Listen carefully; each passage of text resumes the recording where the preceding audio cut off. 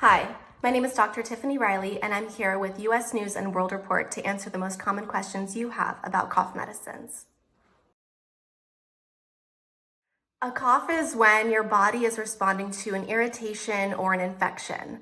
So an infection is most commonly caused by the cold or the flu, and that can cause some inflammation. So it's kind of your body's way of responding to that.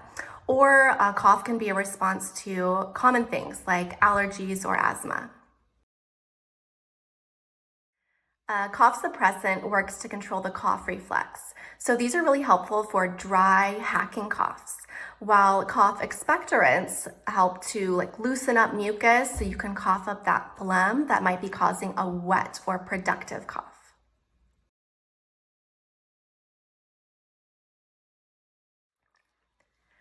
Cough medicines can have different side effects depending on what the ingredients are. Some might make you feel nervous or dizzy, while others can have completely opposite effects. For example, antihistamines might make you feel drowsy, while others, such as phenylephrine, might make you feel more awake. If your cough lasts more than 7 days, stop using the cough medicine and go see a doctor. Or if your cough all of a sudden comes back, is accompanied by a fever, a rash, a headache that doesn't go away, see a doctor. While most over-the-counter cough medications are approved for children 4 and up, I always recommend you check the package instructions just to make sure it's safe for your kid.